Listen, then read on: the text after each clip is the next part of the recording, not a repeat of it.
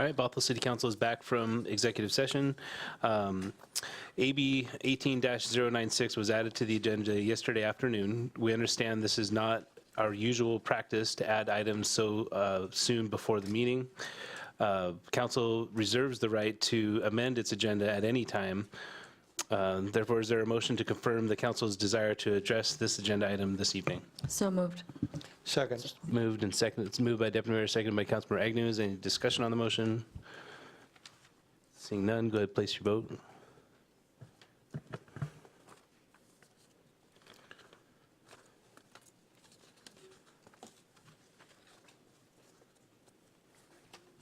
You missing one? Is there somebody?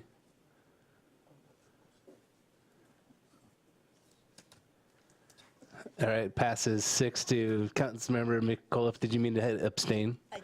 Okay. 6 in the affirmative with Councilmember McAuliffe in the abstention. Did you want to speak to your abstention? You don't have to. Okay.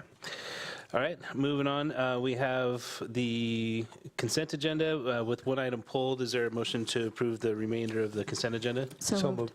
Second. All right. It's moved by Councilmember Agnew, seconded by the Deputy Mayor to approve the consent agenda minus AB 18-093. Any discussion on the motion? Seeing none, go ahead, place your vote. Passes unanimously. AB 18-093 was pulled by Councilmember Olson. Councilmember Olson, you have the floor. Yes, I just wanted to pull it so I could make it known that I work for KPFF, and I'm going to abstain from the vote. Great, thank you for letting us and the public know. Is there a motion to approve the agenda item? I recommend we authorize the city manager to enter into supplemental agreement number 3 with KPFF Incorporated in the amount of $320,239 and in substantially the same form as presented to complete final design for SR 522 Stage 3 improvements. Second. It's moved by the Deputy Mayor, seconded by Councilmember Agnew to authorize city manager to enter into supplemental agreement number 3 with KPFF in the amount of $320,239 in substantially the same form as presented to complete final design of SR 522 Stage 3 improvements. It's a long recommended action. Any discussion on the motion? Seeing none, go ahead, place your vote.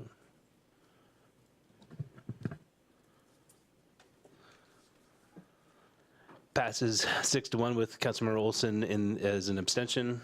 Now we're on to new business, AB 18-094, consider allowing vegetation within the city easements. I believe we have the city attorney to give a brief staff presentation. That's correct. So you have already heard from the two parties, the Hicks and Ms. Jamison, regarding the vegetation. It is correct that the easement said that no vegetation is to be planted without express written permission from the city. I was unable to locate an agreement. I believe Ms. Jamison's attorney presented information asserting that there was written permission to do so. I haven't had opportunity to review that. And so the city is asking the council to decide if they want to simply say that they're not going to allow vegetation within the easement and to direct its removal, or if they want to direct the city manager to pursue negotiations with Ms. Jamison to talk about issues that were brought up in terms of maintenance, in terms of cutting it back, and to what degree to alleviate the site distance issues that were mentioned in the presentations. Okay, is there any discussion on this item? Deputy Mayor? Can I ask a question? Of course. So Ms. Jamison's attorney is asserting that they have permission for vegetation in the easement, Correct. and the city's position right now is that we do or don't allow vegetation in easements. Well, it's not really a city position. The way that it's written is that the easement, when it was granted to the city, presumably, and this is all conjecture, they recognize that there is the apex of the curve of the road. And so when they allow the city to have that utility easement, they put in there specifically that there was not to be any vegetation planted without express permission from the city. Presumably, it was because of the sightline issues that were described by the Hicks's attorney. So there is vegetation there. I can't find a written agreement. And so if council is comfortable having the vegetation remain, but perhaps at a different height or at a different depth, that's something that you can give direction to the city manager to explore. There's also potential for requiring Ms. Jamison to have, to indemnify the city should anything occur because of a perceived sightline issue.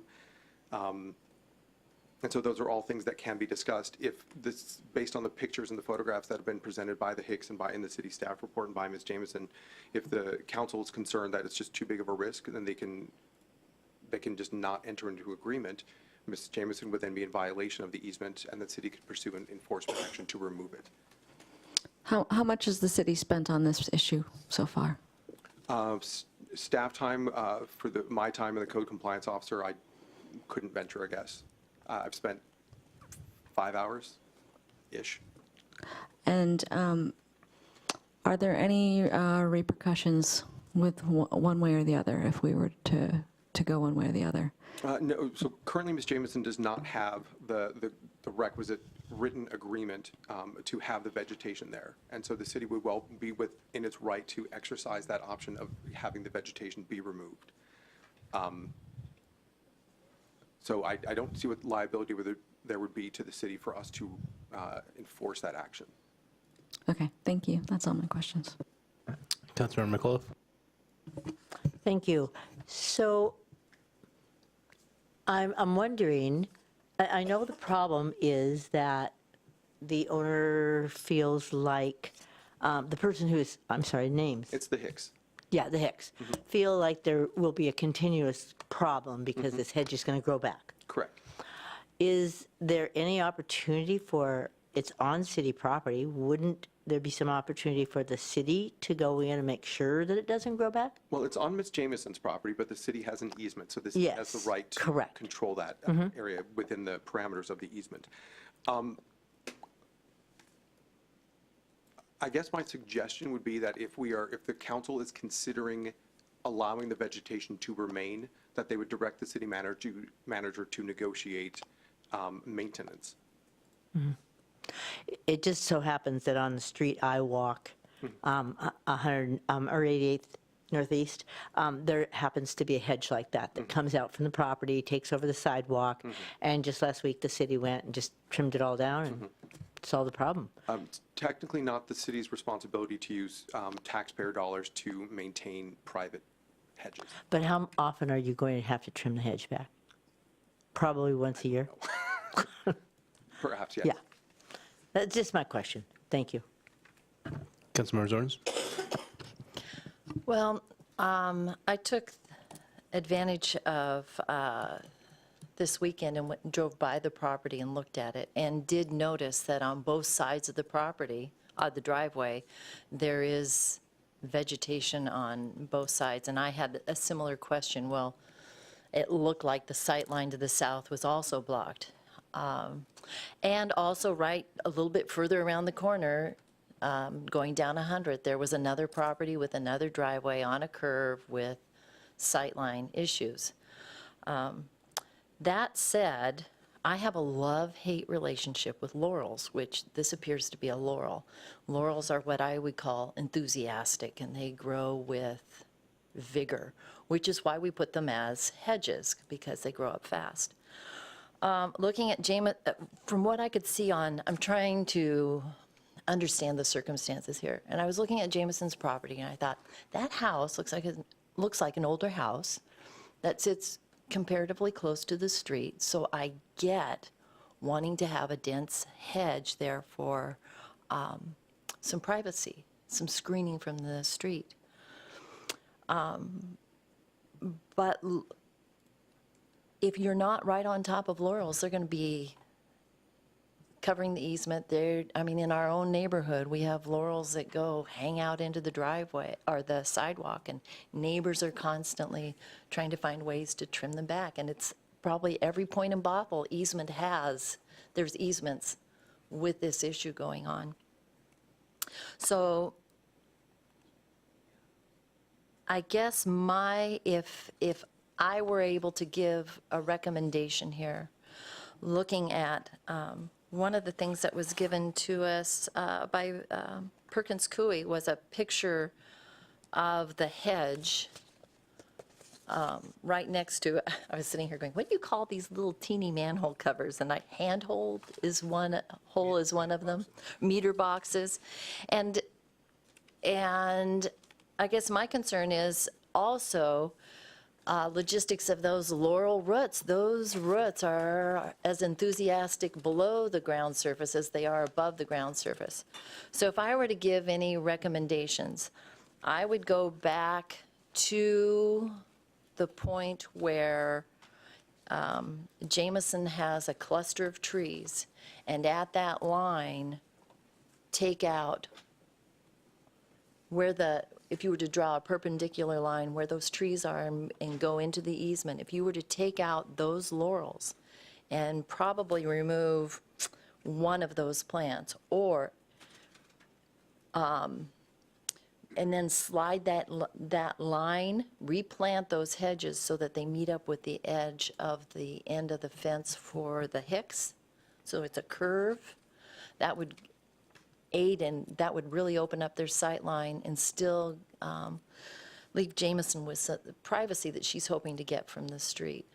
So I have mixed feelings. We want our people to be safe, but Laurel needs some taming down and some guidance. And if the city doesn't want the responsibility of adding this to their to-do list, I would suggest taking out probably a third of those and angling them, curving them back to where they meet up with the Hicks's fence. And they'll be up and providing quite an effective buffer within just a few years. So that's my input. Councilmember McNeil? Thank you. Is any of this Laurel in a right-of-way? Not anymore. When we initially were brought out to observe it, the code compliance officer, Deborah Murdoch, I believe it was Ms. Jameson that staked the property and got a surveyor out. And it was determined, and I think you'll see in the city's packet, there is a picture where it shows freshly cut laurel. That's where it was cut to go back from the right-of-way back onto Ms. Jameson's property. The remainder of the shrubbery that exists now is on Ms. Jameson's property, but within the city easement that requires a written agreement in order for it to exist. So it was in the city right-of-way. It was trimmed back to be exclusively on Ms. Jameson's property. But the remaining issue is whether or not it can remain in the easement. Okay, and just for clarification, the easement runs north and south on would be the west side of the sidewalk? Yes. So it's not under the sidewalk, it's on the west side of the sidewalk, Correct. directly under the Laurel? Correct. Okay, following the Laurel. And then it appears, based on the pictures that we have, I'm pretty sure that speed limit is 25 there. Correct. Right? And I think we heard something about within 2 seconds it comes around the corner and it's on you. Has there been any discussions, and I can't find anything here about taking that laurel hedge and cutting it back on an angle to where when you approach the end of the driveway, you can actually see the sight line to that corner? That's one option, and that would be, if you so chose, you could give direction to the city manager to negotiate those parameters to reduce it by a certain amount to hopefully improve the sight line.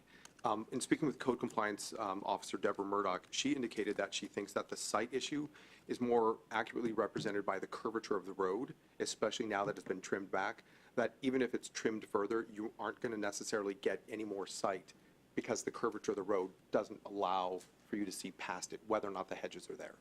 It may improve it a little bit. It's hard to say. I don't know. But that was her assessment, that the sight line is going to be about as good as it gets with it trimmed back to the right-of-way. Okay, and the reason I'm asking these questions is because directly across the street, north, is another property that actually has a mirror that looks out, that gives you that visualization because it has a blind spot on the opposite side of that curve. So has there been any discussions about potentially mitigating it that way? There have not been, to my knowledge. Okay. All right, that's all I had, thank you. Anybody else want to speak on this or questions? Yep, Councilmember Olson. Yeah, I think if it could be investigated to look into trimming back have our city staff do a sightline of our own and see if trimming back part of that bush closest to the driveway, it looks like the house is on the north part of that property. And so if part of it was, the hedge was able to be saved, it still seems like it would give benefit to providing privacy and a sound break for the north half. So I'd be in favor of negotiations to see if we can remove part of it that's really obstructing directly the driveway. And to be clear, if I could jump in, one comment that was made is that this seems to be selective enforcement of code, and that there are other properties that have the same issues. This is actually a matter that has been brought forward by the Hicks. They have been working with Ms. Jameson for a number of years. They've offered to pay to have it maintained. And the reason that this has become such an issue is that the lack of maintenance over the number of years has caused it to really extend, as Councilmember Zorns was saying, to grow zealously beyond where it was originally planted. Okay. I got to be honest with you, I don't want to deal with hedges on a regular basis and whether or not we should recognize our easements or not that are existing in the language within them. From a precedent standpoint, I don't see why the council would want to hear these issues going forward. I think if you have an easement that the city has on your property, you need to honor it. I mean, there was a transaction made at some point for the city to own that easement. And so to go back and spend the city attorney's time and the code enforcement's time on something that's already been settled, I think it's just bad precedence in general. So I would support honoring the easement and removing the vegetation. I don't know if it's an option there, but all right. So I think everybody had a chance to talk, except Councilmember Agnew. You're good though. Is there a motion? Deputy Mayor. I'm looking for the motion. I would like to direct staff to proceed with option 1, which is to decline to grant written consent for vegetation to exist within the roadway, ingress, egress, easement, and direct the city manager to initiate code enforcement to remove the balance of the hedge. Second. Moved by the Deputy Mayor, seconded by Councilmember Agnew, to direct staff to proceed with option 1 as noted above. Where's above? Where's option 1? So I can repeat it. Where did you see that?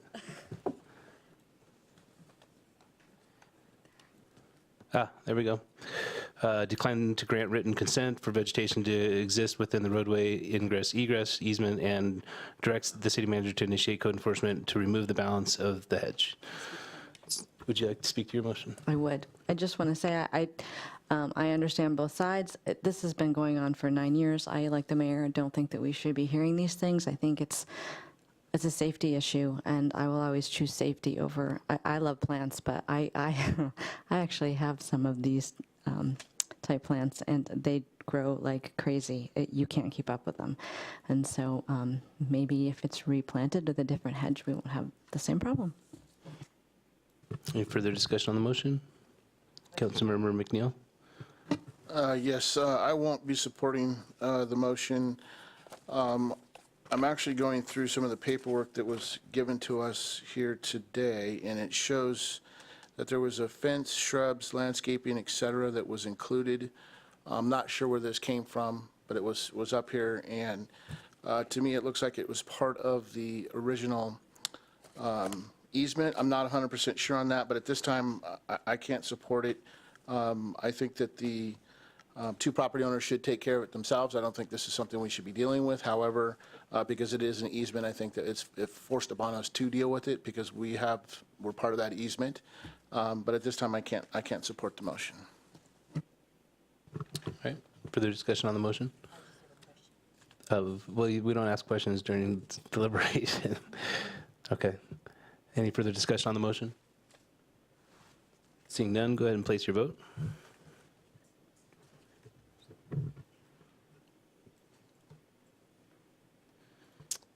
Passes 4-3 with council members McNeil, Zorns, and McAuliffe in the negative.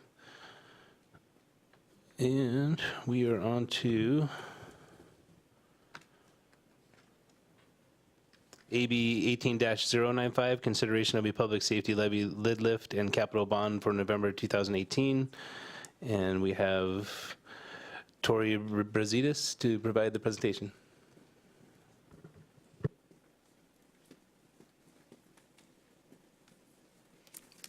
Thank you.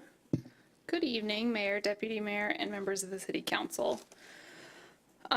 So I'm back again tonight for consideration of some draft ordinances for a public safety levy lid lift and public safety capital bond. The purpose of my presentation tonight is, the presentation's fairly short, it's just to summarize the work that you've done on this so far. And what you have before you tonight. And then the entire staff team is here to take any questions that you may have after that. We also have our bond counsel back in case you have any further questions on that. So just to draw a little bit of context, some previous discussions that the council has had on this were starting back in October. This was the direction to engage the community and look at some costs and needs for a potential public safety maintenance and operations levy lid lift in November. Then in March, we got some help from consultants Cocker Fennessy to do some work in community engagement and research for us. Starting in April then, presented the topics of what is our public safety, what are our public safety functions, and what are their needs. And worked from there to discuss all the different needs that are out there for public safety, which, as you recall, the operations needs were about $10 million or $11 million a year, and the capital needs were $73.5 million overall. The council asked staff to prioritize and gave some feedback on the community's priorities in these areas. So what you see before you today, it functions like a funnel. We started with all the needs, and then it's really been winnowed down through your comments and feedback and thoughts on this into something that you see today in the drafts and then in the package that's presented. So what is in there? So public safety levy lid lift, the current package for this includes I believe it's 27 staff members across 5 departments. It includes 13 police officers, 6 firefighters, I'll address that in a moment, 5 civilians in the police department, 2 support staff, and 1 in the court as well. So a very comprehensive package, but as you can tell, very heavy on direct community-facing safety positions to help bring that proactive, community-oriented policing and emergency response that you were describing. Though I will address the only change from the last meeting on June 5th was that council, at the last meeting, we had 3 firefighters in line 10 with an aid car, and council's feedback was to look at how to maybe supplement that response further by adding additional staff, potentially by removing police officers from swing shift, on some further investigation into the operations impacts that would have. Swing shift ceases to function if you remove officers from it. If you recall, we had an earlier proposal for 4 patrol officers. If you take 2 away from swing shift, it literally turns into the 4 patrol officers for nights and days that you saw earlier in the discussions around budget priorities. So swing shift, if you remove officers from it, it ceases to work as a swing shift. Based on that and your earlier recommendation to keep the overall estimated levy rate below 50 cents per thousand, we realized that in finding some additional savings in the capital bond estimated M&O impact, that we could in fact add 3 firefighters to present a full aid car in that line and keep the swing shift. So that is the current proposal. Obviously that's entirely up to you, but that was by finding some additional savings and really looking at the numbers elsewhere, we were able to fit that in. So that brings the estimated levy rate to 44 cents per thousand, and the estimated impact on a home assessed at $500,000 is $220 a year. Any questions? I can keep going. Yeah, keep going. We've heard this a bunch of times. Yeah, I said short, so I'll keep going. So this is just a summary then. As a reminder, I'm going to briefly recap the type of levy and the increases, so we have some quick charts on that. But just as a recap, it would be a 12-year levy lid lift for public safety purposes. And the way we've thought about this is 6 plus 6. So the first 6 years has an inflator that's larger than 1%. CPIW in the charts that you see going forward, the CPIW placeholder that I'm using is 2.1%. So it's slightly, it's double 1%, but it's slightly larger, and you'll see the impact on the angle of the line. For the second 6 years, it increases at the standard 1% that most of our property tax is allowed to increase. And again, that's 44 cents per thousand of assessed valuation for the package that I showed you earlier, or $220 a year. I just wanted to address the two different rates of increase during the two halves of this proposed levy that we're presenting tonight. So this single 1-year bump, this is the model of the Safe Streets and Sidewalks. And I'll flip back and forth between this and the multi-year bump. But the 1-year bump has the increase in the first year, and then every year after that, the blue lines increase in this photograph at 1%. So every year it goes up by 1% until it reaches the end of the levy period, and then there's what we're calling the cliff at the end of it, which happens with any temporary levy. So as we've discussed previously, and I think Finance Director Shackman has done a very nice job of explaining, this is what we did for Safe Streets and Sidewalks as a way of building a check-in with the community. So we went out and asked for their consideration for that. And then there's regular accountability reports, there's an annual report, there's a lot of communication with the community because it's a temporary levy lid lift. So what you're looking at for the public safety levy lid lift is the same sort of structure. So at 12 years, it would go for 12 years and then stop. The multi-year, I'm just going to flip back and forth so you can see the difference in the blue lines. So this is the different angle of increase. The default if you don't make a choice is just the 1% per year, and this is what we did for Safe Streets and Sidewalks. For this one, it would increase at CPIW, and the recommendation there was from Director Shackman again, was because our personnel costs are more reflective of CPIW than they would be of 1%. The cost may actually be higher than that, but your direction was to look for something reasonable in that. So that's the reason it has a different inflator than 1% for the first 6 years. So again, here's 1%. It goes up at a higher rate. And I just want to show what that looks like generally. So the blue line here would be if you chose to send this forward for consideration by the voters in November and the voters were to approve it. The blue line is your new revenue from a public safety levy. So from 2019 through 2024, it goes up at the rate that I've used here, a CPIW average of 2.1%. From 2024 to 2030, it then goes up at 1%. So if you look, you can see the difference in the lines, sort of. But I just wanted to illustrate it's a different angle of increase for the two pieces. The orange is what we're using as our base. So this is projected property tax or real property tax. So the past years are real revenue, and the rest of the years in orange going forward are all projected revenue from the Finance Department. The gray is what would happen to property tax revenue with the levy lid lift. So that's the additional revenue from it for those 12 years. That reflects the two different rates of increase from the first 6 years to the second 6 years. And then there at the end, you can see it returns to the base. So the base does increase at 1% throughout. So it doesn't go back to your year one property tax collection at the end of it. But this is just to illustrate that's what that bump is of a temporary levy. And again, the philosophy there is to build in the accountability to return back and reassess what we need in public safety or Safe Streets and Sidewalks, to come back to voters and say these are our needs now. So that I was going to move on to the bond if there are no questions on the. I can also come back. Deputy Mayor. I know I asked this before, but now I can't remember what the answer was. Going way back to the Navigator, I know we're applying for grants for that. What happens if we get those grants?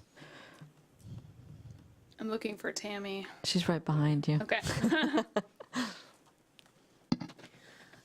Basically, the monies could go towards other services, whether it's another navigator or any other of the purposes that are stated in the ballot measure, or the ballot measure, in the levy measure. It could go towards any other public service, public safety service. That's great. Thank you. Councilmember McAuliffe. Thank you. Yes, I have a few questions on this, so maybe we should do that before we get into the Capitol. You talk about a pro and con committee, and so could you explain that a little bit more about how that's going to work? Sure. And on this one, I believe the piece on that from your AB for this evening is if you were to direct us to go forward with one or the other or both, that we would ask that you also give us direction to recruit for pro and con committees for each ballot measure. I'm wondering if I might be able to phone a friend on the clerk or the city attorney on this. Yes, if it passes, that would be appropriate direction. That was easy. Good. And then my other question would be, what is the, so when we look at the school outreach and safety officer, we're currently funding one, is that correct? Mm-hmm. And does this fund that same one, or does this add one? I'm happy to give the short answer, and then I would kick it to the chief. This is an additional position. This is a new position. Oh, for middle school? This position, So we currently have one school resource officer in the high school. That is an officer that is full-time at the school during the school year. This new position is actually not assigned to one specific school. It would be an officer that would go to, say, all of our middle schools or our high school or even our grade school to focus on students that are considered at high risk or in behavioral health crisis. And the idea would be that they would work with our navigator to try to bring direction for that particular student. So not tied to any one school. Excellent. And I really support that. I think that's so important in our today problems in our schools. And the lack of nurses and the lack of real mental health issues that we have in our schools, or people that can serve those, this is important. One other question to follow up on that, though, is what happens when school is out? Where does that resource officer go, and what happens? So currently, when school is out, a lot of times, given the fact that they don't take vacations or do a lot of their training during the school year, that's oftentimes when they do that aspect of their work. And then they also, since summer times are when you have the higher level of vacations, they will fill in either for detectives or for patrol to be able to backfill on that. Thank you. And one more question that I have is, I think the whole agenda for this is so important because safety, of course, is paramount for all of our citizens. But my question kind of says, I know that we're supplying more safety, and there'll be more dollars coming in from this, and that they definitely have to be targeted toward what is spelled out here, correct? They cannot pay for other things. But does this free up any dollars that we are currently spending? Because right now, I know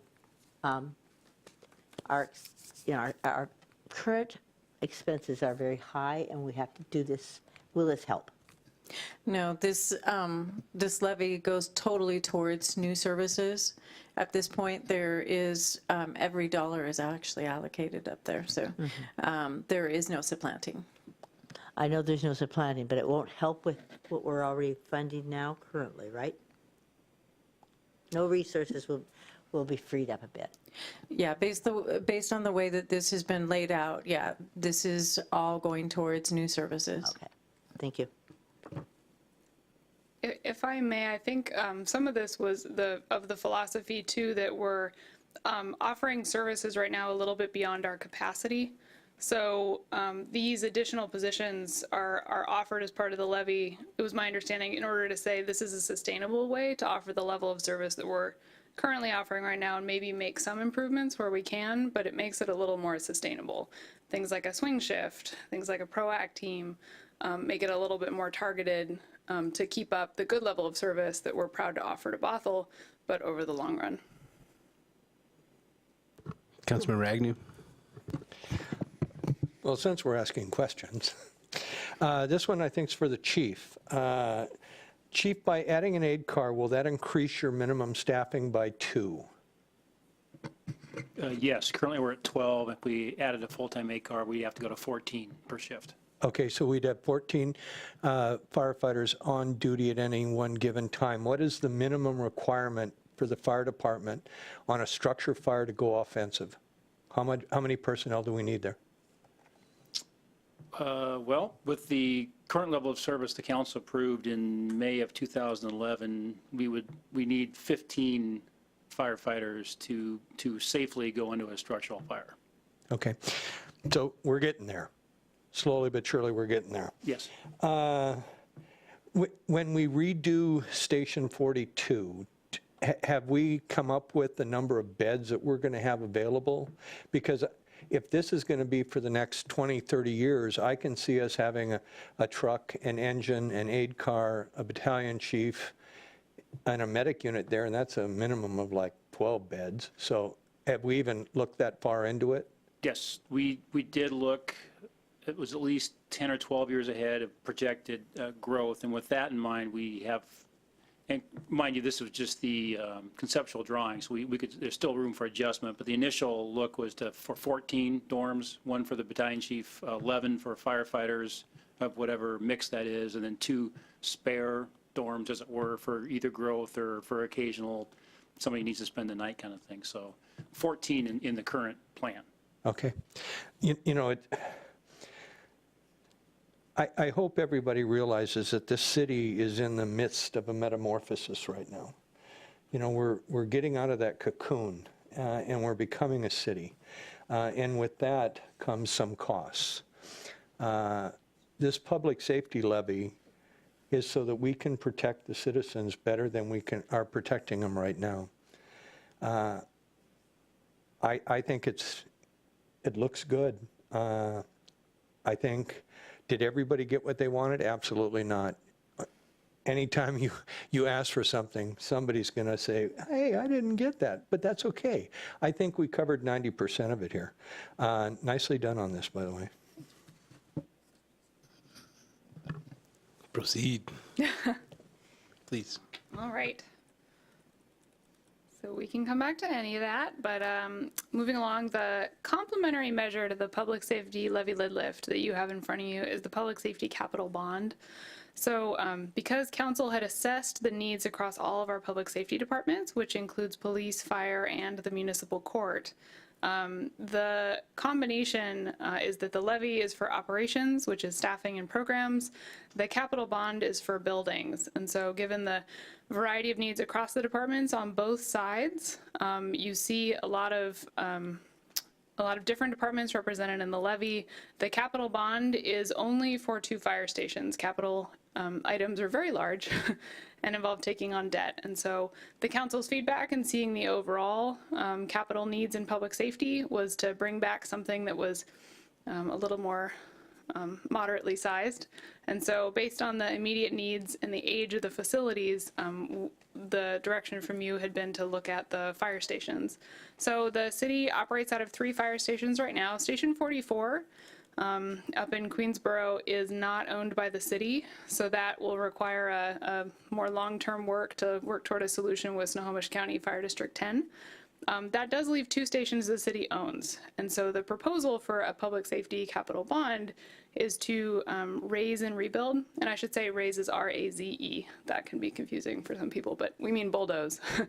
Demo and rebuild to make 2 brand new fire stations for Station 42 and in downtown, and Station 45 in Canyon Park. So that is a maximum debt issuance of $35.5 million. That is the $35.1 million for new stations that we presented to you earlier. as part of the TCA and Robinson report that is part of your packet. And for anyone interested in reading much more on this, the bulk of the information on all of the levy items and the capital bond details are all in the June 5th packet. So everything can be found there if you want to see all the back work behind it. It does also include debt issuance costs. So this allows us to take on the debt, and that's how we got to 35.5 million. This is proposed to be a 20-year bond, and the draft for this is also in your packet. So again, that is a replacement of Station 42 and Station 45 in Canyon Park. We had discussed earlier at several of your meetings the needs in these two facilities, but in the entire portfolio of the city's facilities, these are some of the oldest, and they are lived in 24 hours a day. So if you can imagine someone living in your house 24 hours a day around the clock for 32 years, your house might be in need of some help as well. So happy to take any further questions on the capital or levy or anything else. Okay. Is there any questions on the capital levy? We don't want to call it a bond now, I take it? Is that Oh, no, sorry. It's capital bond or levy lid lift, but Okay. you can refer to it as the levy and the bond. I like to think bond is for building. Right. Yeah. Me too. Councilmember McAuliffe. And Tori, I would just like to show my appreciation for your really bringing the figures forward about what if we did just a remodel or what if we rebuild. And I think the decision to rebuild is pretty obvious after I looked at that. So thank you.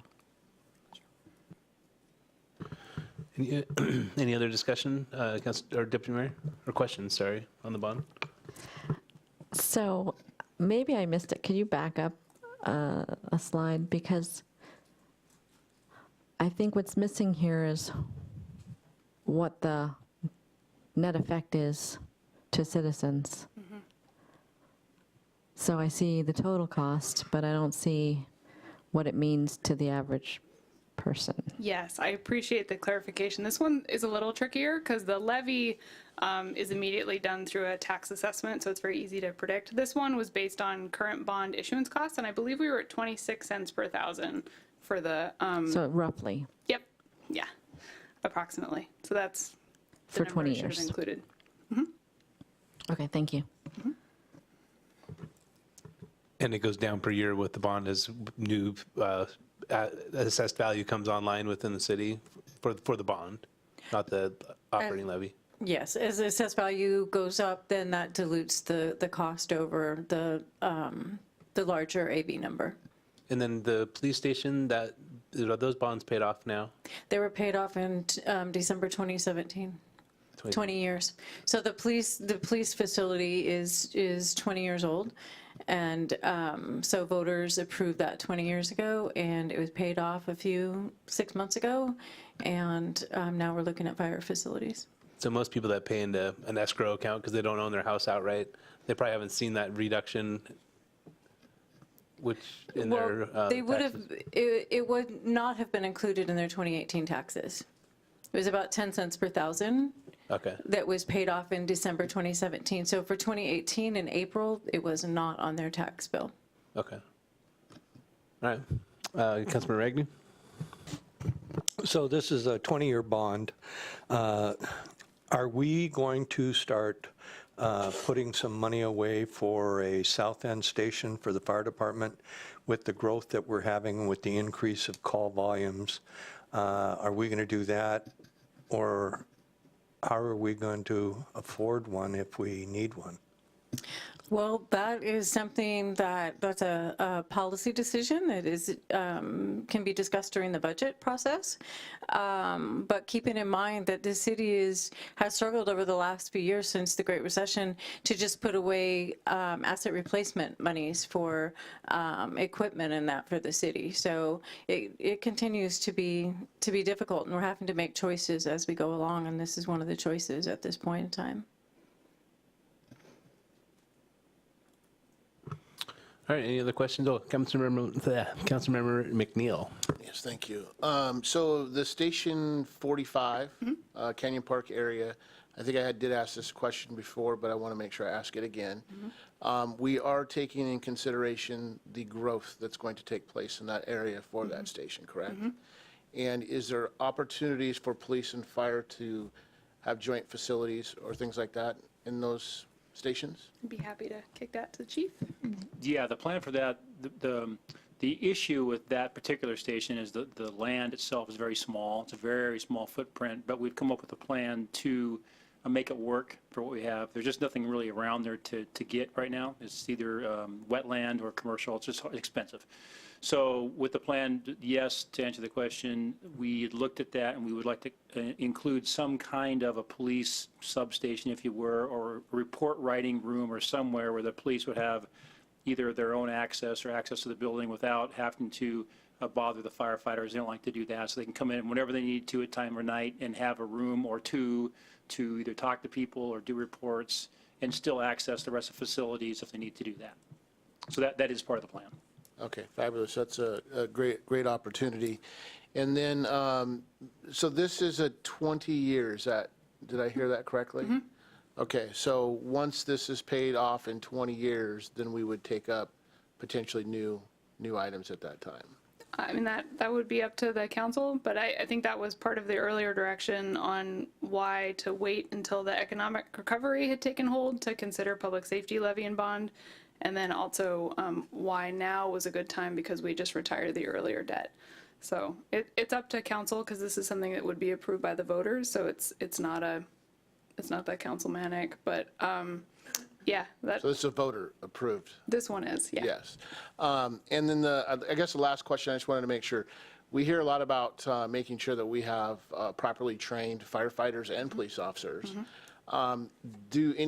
Are these facilities going to have an opportunity to have training at them? 45s will not, just the property size is too small. 42, however, I believe we had looked at several configurations, and one of them was just by making the building itself more efficient, we can actually gain an outbuilding for more apparatus, which we are in critical need of, so that's there. And with that said, we'd have a little more drill ground room to do something, to build a new tower or some other facility there, so we probably would gain a little bit more training room there. Okay, thank you. All right, any other questions? Do we want to take one? We need to take one at a time, right? From a approval standpoint. Okay. So, oh, you have more questions. I'm sorry. Councilmember McCullough? I just wanted to know, are we going to discuss the language of the levy and the language of the bond that we would put before the voters? Or are you going to do that later? We should probably do that now. That's a good idea. Okay. Did you have some language changes you're interested in? I did, and that was on the levy. So let me find it here. I lost track. Let's see here. It's right here. Yes. So on the public safety levy, it states, if approved, the proposition would increase public safety funding for new fire, police, traffic officers, mental health professionals, and support staff. I'm not real comfortable with the word new. I wish I could make it more strategic rather than the word new. I mean, it's something that there's a need for it. So when you just say new, it kind of loses that fact that it's essential. So that's just my comment. Which page? Where are you at? Are you on page? I am on page 94. Oh, that's why I'm on the wrong page. Okay. That's why I use paper. And then the second one would be, I'm not really opposed to support staff, but it doesn't explain very much about who they are. And so I'm a little concerned that we want to make the public understand this is an essential, need of this city. Mm-hmm. I just want to make sure that the language is strong enough. The bond council. This is where we get leveled. Hi there, good to see you all again. Alice Ostick with Stradling City's Bond Council.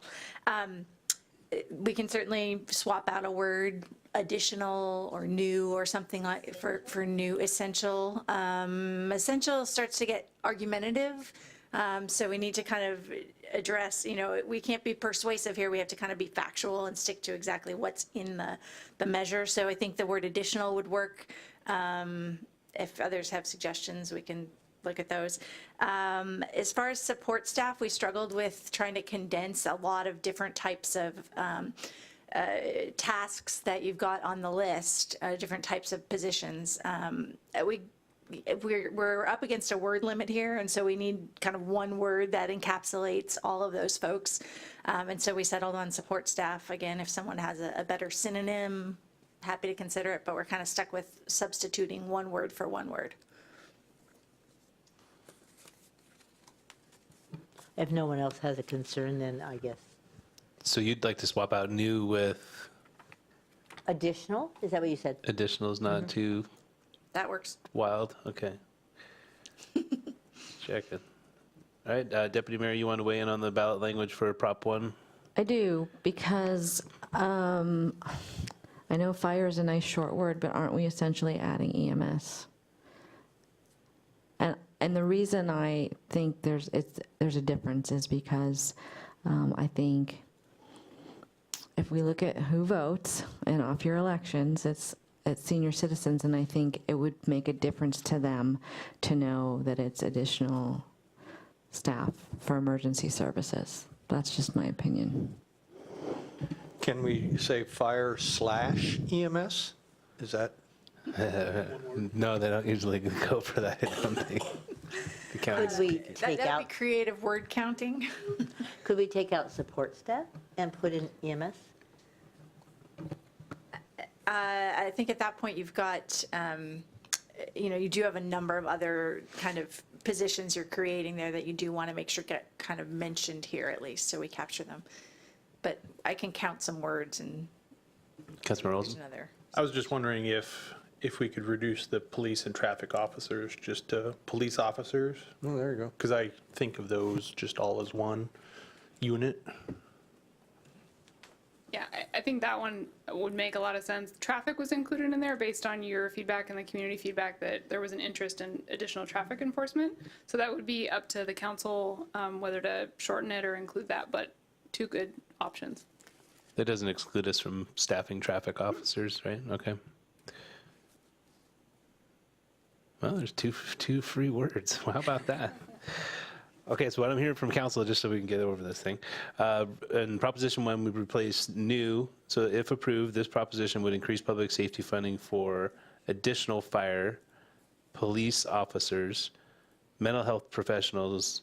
Oh, I probably should have put EMS after fire there. New fire and EMS police officers. Do people know what EMS is? Well, we do, but normal people. Okay, anyways, so that would be the swap out, and we'd strike "and traffic" out of there.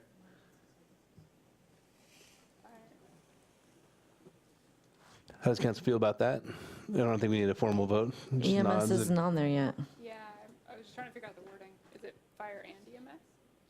But is it really fire if it's for an aid car? They fight. Okay. They're firefighters. They're both, okay.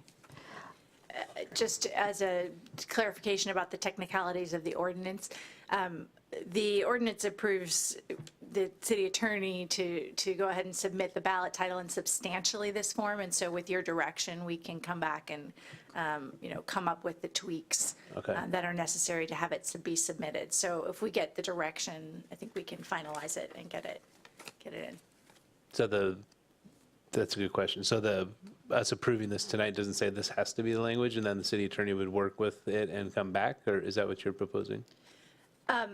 Right, so under state law, it's really the city attorney that drafts what the actual ballot title language is. And so what you're doing as the council is you're saying, go ahead and provide, something substantially in this form, and here's what we want it to say. Okay.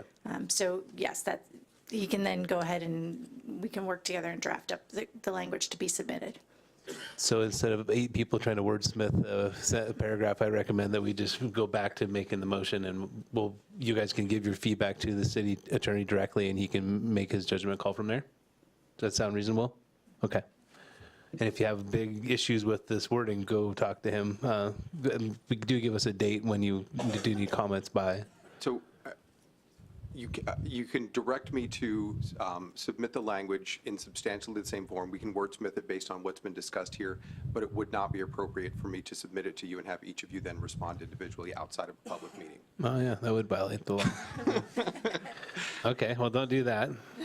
So how do you propose we move forward instead of wordsmith, 8 people trying to wordsmith? I mean, we could always bring it back on July 3rd for your approval. It could be on consent. I'm sorry. I think August 7th. Deadline for submitting is August 7, and I think you've got 30-day effective date. So July, That would be very, very tight. yeah. I think the direction's pretty clear that we would like to add EMS and remove "and traffic." I would hope that you would trust me to be able to Not me. do that. But if you'd like us to bring it back, I suppose we could within the timeframes. But for 1 or 2 words, I think it would be an unnecessary item on the agenda. Okay. How does everybody feel about that? Councilmember McNeil? So just out of curiosity, how important is the language? Well, in terms of how the money can be spent, it's critical. Okay? There's the political dimension of it in terms of your judgment of does it convey what you want it to convey to the voters? The messaging. The messaging. And so those are the two sides of it. But from a legal perspective, it's critical that you have captured everything you want the money to be spent on. Okay, and I'm assuming that you've been part of many of these proposed measures, right?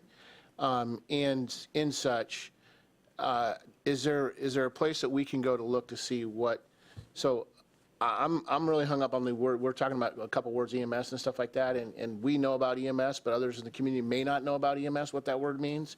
But I agree with the deputy mayor that the senior population may look at that a little differently than others.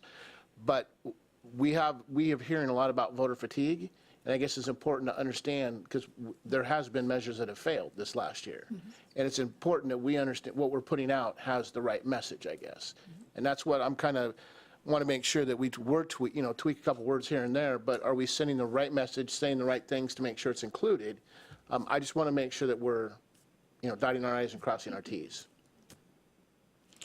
Yeah, I mean, there are resources, you can see what kind of other measures are going to be in front of the voters. You can check with the county, and I'm sure staff can find out if the county knows what other measures will be out there at the same time competing or capturing their attention. In terms of the particular wording you're choosing on here, emergency services could be a phrase you might want to use.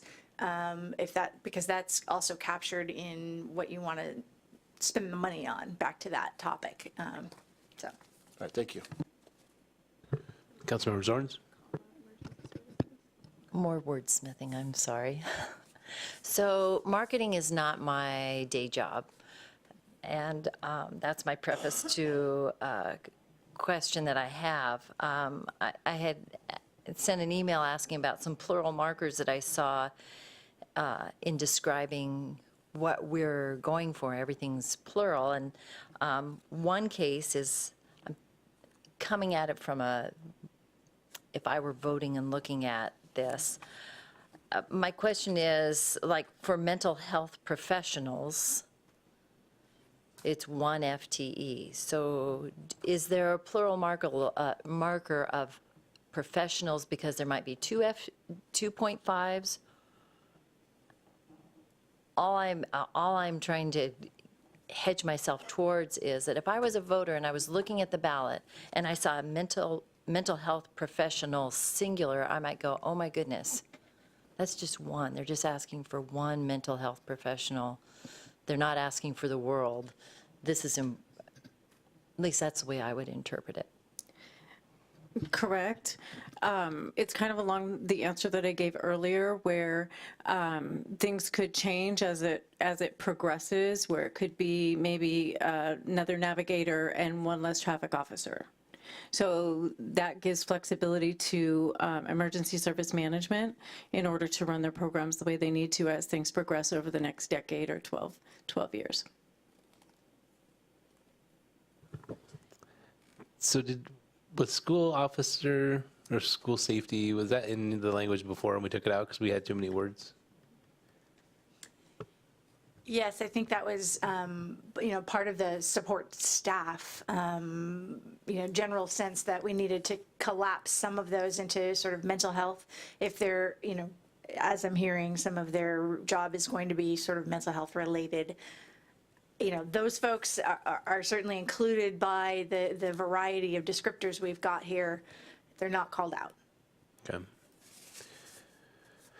Bummer. But we also have there'll be a pro and con committee, so there'll be additional verbiage in the voters pamphlet. Right, that can so explain. the city does get to prepare an explanatory statement as well. Okay. That appears in the voters pamphlet, and then beyond that, the pro committee and the con committee will, prepare their own statements. So there is another chance for the city to provide additional verbiage for the voters pamphlet. And then you can provide certainly on your website informational and educational material that's fact-based. Okay. Yeah, it is just the voter statement, but it's important. All right, are we good on wordsmithing? Where are we at? Do you have the direction you need to wordsmith? Okay, I do. good. Thank you. All right, so do we have a motion to approve placing Proposition 1 on the fall general election 2018? It's moved by Councilmember McNeil. Second. There we go. Second by Councilmember Agnew. Is there any discussion on the motion? I would hope so. No, there's no discussion. Wow. There we go. Deputy Mayor. Jeez Louise, I guess everybody said everything already. First of all, Tori, I want to thank you for all your hard work. This has been quite a process. I think I can't remember the numbers when we started, but they were truly frightening. And so I really appreciate that we've gotten it down to 44 cents per thousand AV for the levy. And we're just talking about the levy right now, right? I think it's really necessary. There is voter tax fatigue, and that makes me very, very nervous. But I also know that it's our job to figure out what's the responsible thing to do, and the voters hopefully will be educated to make a decision on whether or not they agree with us. So I feel really good about what we've put together, and the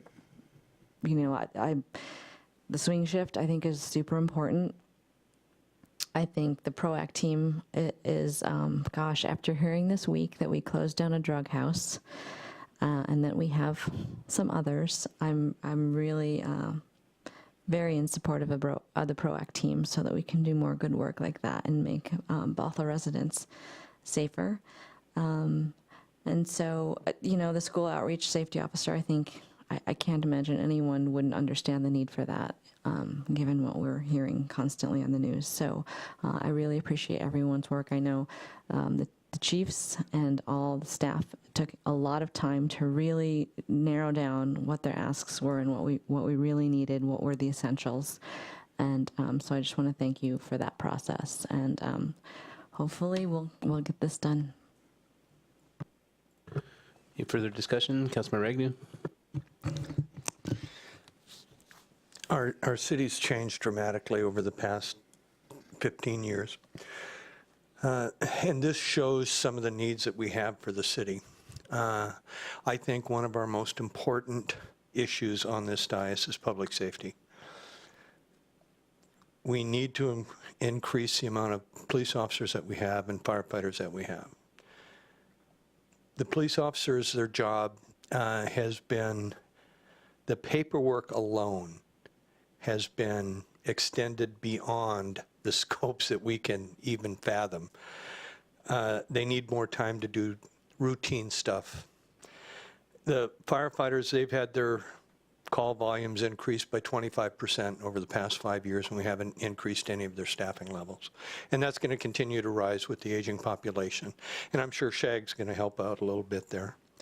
But this is the first time I can see the city doing something about it. And I hope the citizens appreciate it. I hope the citizens back it. I mean, to have a school safety officer. The Navigator program in itself is going to be huge. We're having more mental health issues out there, and the Navigators give us other resources instead of just throwing somebody to jail, where they probably shouldn't be there to begin with. They probably need some help elsewhere. So I'm really excited about this, and I can't thank you enough, Tori. And I can't thank either of the chiefs enough. You guys did a great job. Thank you. Anybody else like to speak to the motion? Councilmember McAuliffe? Thank you, and I do want to express my appreciation for both City Manager Jennifer and also for you, Tori, because I know how much work has gone into this. I had a hard time coming in support because I know, as Deputy Mayor said, there is tax fatigue out there. But as I said, these are essential services that our people are going to care about. What I particularly need, and we've talked about it, is how to reach out to the community and really show them the benefits of this levy. The safety that they will be experiencing, the school resource officers, EMS, all of the things that they depend upon as essential services for their health and their safety. So that's going to be a big thing for me, is to see how we can reach the community and help them to support this and support the levy itself. Councilmember McNeil? I also agree with the council member and deputy mayor on their comments earlier. The one thing that I can tell you is being out in the community and understanding what the community needs are, how the community feels about safety. It's going to be very important that we get out in front of this and let the community know what this is all about. There's things going on across this country, negative impacts, people feeling attacked, mental health issues, opioid problems. It is overwhelming, the amount of things that are going on in our country right now. And I am very excited and happy to be in a city that takes pride in making sure that its citizens feel safe. And making sure that we are protecting our children. Safety resource officers in schools, I can't begin to tell you, having children that go to schools, elementary school right now, it's critical that we have those services available to those kids when we need them. To me, I think I'm going to speak from the heart a little bit here. I'm a proud member of Bothell. And I think that the law enforcement and firefighters that we have in our community, hands down, are probably the best across our region. And I know that because I attend a lot of regional meetings, and I'm in a lot of places. I serve on the Regional Law and Safety Justice Committee, and without a doubt, our chief for fire and our chief for police, hands down, are talked about and respected the most. And when they came to us and told us what their needs were, to move us forward and make sure that we are protected and safe, and have gone through those study sessions and the meetings, all the meetings that we've been through, I believe we need those things to keep us safe and be proactive. I do not want our community to be looking backwards and having issues that are happening across this country. I want our community to steadfast and set the example for what we can do.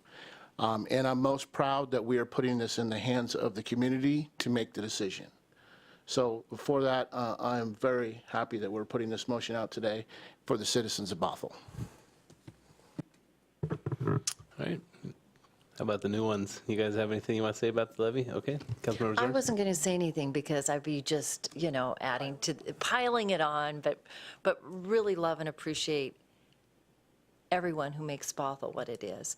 But I was thinking of an analogy with the safe streets and sidewalks, and the argument for safe streets and sidewalks is our streets are at a tipping point that if we don't take care of it now, it's going to be a huge problem down the road.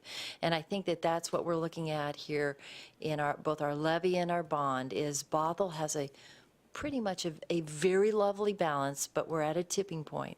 And if we don't take care of it now and bolster up our soft spots, we're going to have problems that are going to be much more costly to fix down the road. So that's my only 2 bits on that.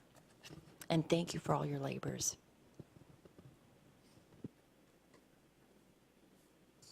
You're good, okay. Well, I gotta say something, I'm the mayor. For a long time, the city did not do a 1% property tax increase, and we did that because there was a recession, so it was a good reason to do it. I think in previous slides, we were looking at, previous meetings, we were looking at if we did that, how much would we really need to go out and ask the public to help us make sure our public safety, our police and our fire services are at a top notch. Or I shouldn't say top notch, they are at top notch, but just, fully funded. And we wouldn't need to go out to ask, is what I recall the conclusion was. And I only bring that up not to, put shame on past decisions. I think that was the right decision at the time, but I just hope that the public understands that, in a way, we're making up for trying to create that opportunity for people to pay less taxes during the recession. But now it's time to catch up and make sure that we don't, like Councilmember Zornes just said, that to me, that's really kind of a legacy thing that I'm hoping that this proposition, if it passes, what it will do is it'll put the city in a good position going forward. I can tell you homelessness, heroin, addictions, school safety, and the aging population, those things are coming to a head, if they're not already at a head. I keep telling people about the police ride-along I did. You guys are probably totally sick of hearing me talk about it. But I'm telling you right now, these issues are happening right now in our community, and they affect the police and they affect the fire department, and we need to do something about it.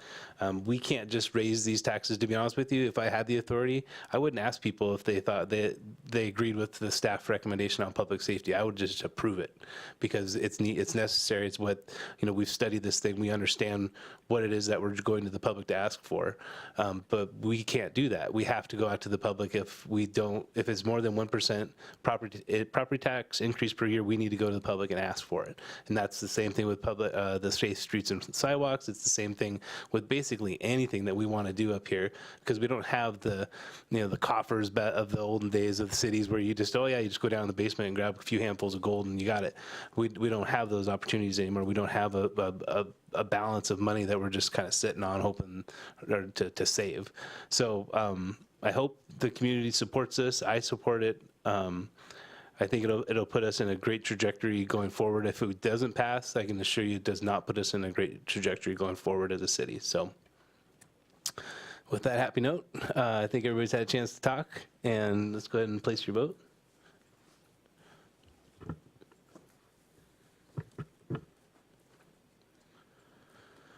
Vote passes unanimously, and then now we have the Proposition 2, which is the fire station bonds. Mr. Mayor, before we engage in a discussion, that it might be an appropriate time to extend the meeting if you so chose. That's a great idea.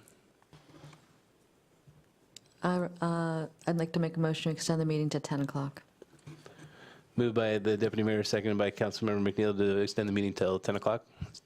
Go ahead, place your vote, unless you want to discuss it. I don't think we do. Go ahead, place your vote.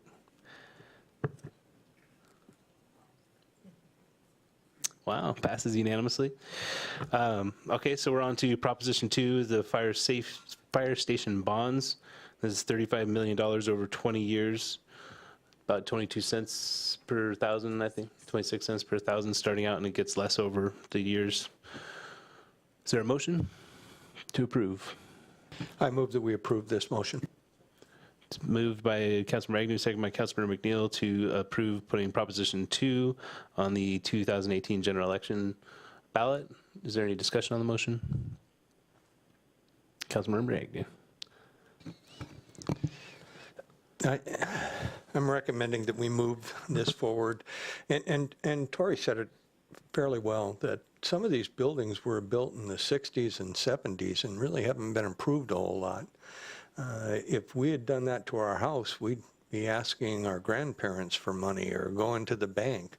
And I guess we're going to the bank. We're asking the citizens to improve them.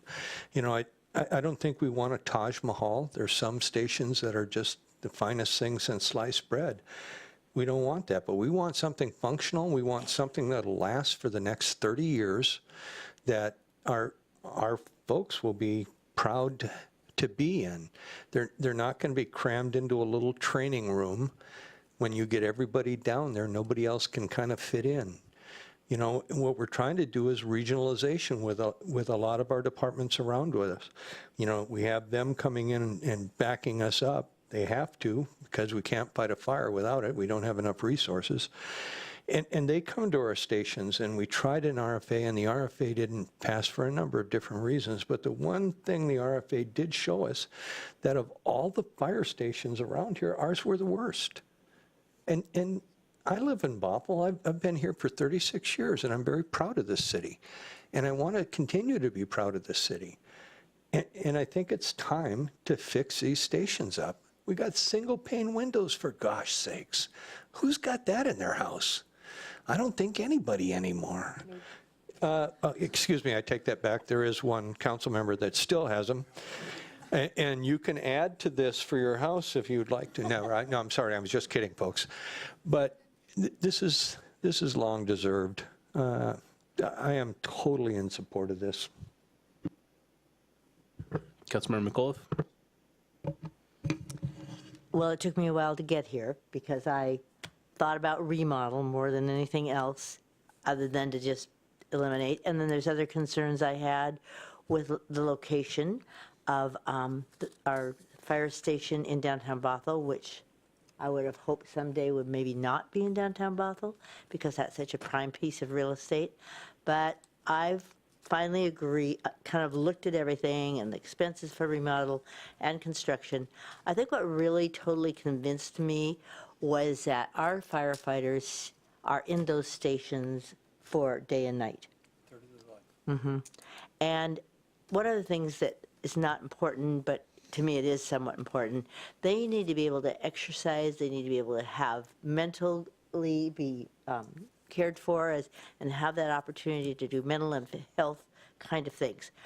I'm kind of opposed to having an exercise room where the vehicles are. And so they have the fumes and they have I know that people will say that isn't how it is, but it looks to me like it is. I also know that in sleeping quarters in 42, Canyon Park, 45, there can't be even any women admitted to that because of the way the sleeping arrangement is. So I hope we can help the public to understand what a great need this is. And it's something that we should feel that our firefighters deserve. They give us the service, and we should give them this respect as well. Councilmember McNeil, going in order down the line. Councilmember McNeil. I like it. It also took me a while to get there, but I think listening to the needs of the department and understanding how we can partner with police and fire at these facilities, the training opportunities that we have, making sure that we have co-ed facilities that will work for all firefighters and the equality of our firefighters. I also go back to safety for our public service providers and making sure that they're safe. And if they're in an environment that is good and free of smoke and inhalation and things that can affect them, I think we have longevity. And to me, when you feel good about where you go to work, you work good. And we need the officers, whether they're police or fire, going out on the road and feeling comfortable and being safe. So again, I go back to this is in the citizens' hands to vote for this. And it affects all of us in the community, but having police and fire being safe where they go to work every day, I think is also very important to us as well. So, thank you. I'll just go next. So I too was on the fence about this. It's always hard to like the city hall. I think once a month we still hear about how bad of an idea it was to build a new city hall. We built a new maintenance center as well that I think they had literally dirt floors before we built that, and they were living out of we're operating out of a place, I think it had no running water, and there's crazy stories from the past. But what the city has tried to do as it's grown is to try to make sure that the facilities, keep up with kind of the status quo of office buildings or, operating buildings that you work out of. I think a lot of cities have a certain level of, facility type and making sure it's a certain caliber especially for the firefighters to live out of. I think that's a really important thing to keep in mind, that these people literally live out of these facilities. So it's not kind of a passing thing where you can just hang in there while you get the truck and drive out and go do landscaping or something and come back. They're literally operating out of that building. So I think it's really important that that we ask the public if they think it's important to treat the fire department respectfully, the people that actually work on those shifts and work in those buildings, that they have a safe, healthy place to work. So I hope they agree with us that it's important enough to pay, what was it, 26 cents per 1,000 assessed value for 20 years to take I think these are the last buildings the city has really that we needed to raise up to the current standards. So that'd be good. Well, except Station 42, but we can't touch that because we don't own it, so. 45, sorry. It's 44? Too many 40s, all right. Deputy Mayor. I seriously considered not supporting this, and not because I don't believe we don't need it, but because the jaded side of me saw how close the school bond was, and it was I think it passed by like a handful of votes, literally. And so my concern is that putting 2 out, maybe it would just be a push too far for some people and make them angry. But again, I have to trust that the public trusts us. If they don't, I guess we'll know it. We have to do what we think is right. We have to be honest with what we think the needs are, and that's all we can do. The process has been really good. I mean, I feel like we explored all the options. We looked at renovation and saw very clearly that we would save a few $1 million, but then the facilities would last, I don't know, 8 years instead of 30 or whatever, however long we think these new ones will last, 25 years or whatever. We also talked about relocation and possibly selling the land that these 2 stations are currently on, and maybe finding parcels that were less expensive. Unfortunately, there aren't a lot of parcels available, and the locations wouldn't be great. So I feel like we have done our due diligence and really looked at the options. And so in the end, I'm going to support it. I just hope that the public doesn't see this as an overreach, or an over ask, I should say. Councilmember Olson? So I too am going to support this. I think the staff did a great job preparing this, educating the council on this. Come this fall, I'm going to go out, similar to the Safe Streets and Sidewalks, and do doorbelling on this. I think I have the information now to go out and defend this and tell the stories. You know, visiting the firehouses myself and seeing what the fighters are working with.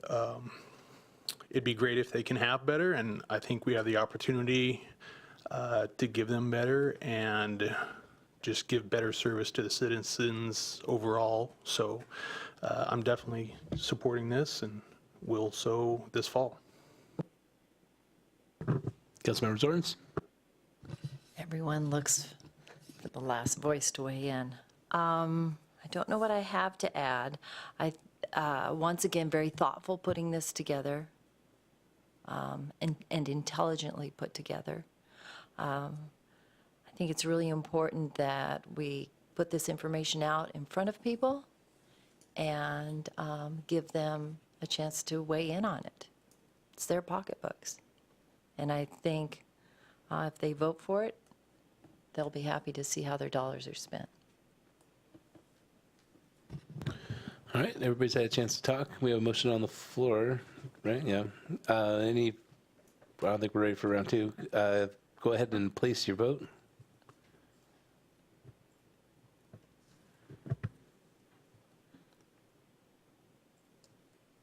And the Proposition 2 passes unanimously. So we're moving on to AB 18-096, which is the action to consider exercise of repurchase option under development agreement with Bothell Hotel LLC. Mayor, can we take a break? No.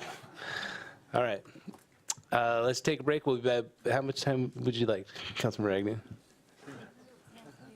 All right, we're going to take a recess for 24 hours. We'll take a recess. We'll be back at 9:15.